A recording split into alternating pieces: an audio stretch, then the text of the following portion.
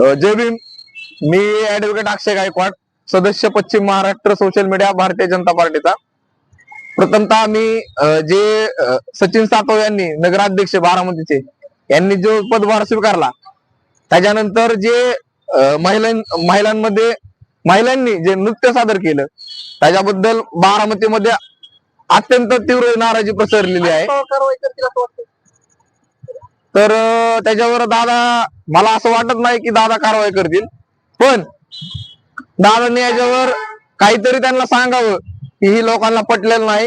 हे जनतेच्या पैशातून केलेलं आहे, जनतेच्या पैशाची लूट आहे एक प्रकारे. आणि प्रथमतः त्याच्यामध्ये हे पहिल्यांदाच घडलेलं आहे. प्रथमतः या गोष्टीचा आम्ही जाहीर निषेध करत आहोत. एकंदरीत कसं पाहायला गेलं तर अजित पवार आणि भाजप दोन्ही सत्तेत आहेत, परंतु पुण्यामध्ये देखील अजित पवारांनी सांगितलेलं आहे की भाजपला सत्तेचा मात चढलेला आहे. नाही, ज्या वेळेस ज्या भूमिका होतात त्यावेळेस अजित दादा हे सत्तेबरोबर येत असतात. उदाहरणार्थ काँग्रेसलाही त्यांनी तसंच केलेलं आहे. 6 महिन्याचं सरकार त्यांनी पाडलं. पृथ्वीराज बाबा असताना त्यांना सत्तेला सोडून दिलं आणि त्याच्यानंतर आता अजित दादा सत्तेला जसं चिटकून असतात तसं अजित दादा जिकडे जाईल तिकडे सत्ता असते तिकडे जातात. उदाहरणार्थ बारामतीमध्ये त्यांनी असा आरोप केलेला आहे की सत्तेचा मात चाललेला आहे. बारामतीमध्ये त्यांनी अजितदादांनी भर मीडियामध्ये असं जाहीर केलं होतं की मी मोक्यातला आरोपी सोडवला. विचारा त्या नानाला. मग दादांनी हा कुठला फायदा केला? मोक्यातला आरोपीला कसं काय वाचवलं दादांनी?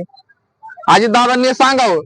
आणि बारामतीमध्ये अनुसूचित जातीचा निधी हा अनुसूचित जातीच्या लोकांसाठी वापरलेला पाहिजे. तो निधी हा हरिकृपा नगर मध्ये एका डॉक्टर असणाऱ्या व्यक्तीच्या ठिकाणी वापरलेला आहे. कागदोपत्री तसे पुरावे आहेत, तशा तक्रारी झालेल्या आहेत. हे अजितदादांच्या लक्षात येत नाही का की बारामतीमध्ये काय चाललंय? हा सत्तेचा फायदाच घेतला ना. आणि सत्ता कशी वापरायची अजितदादांनी सांगू नये. आपल्या मुलाचं काय चाललंय ते बघावं.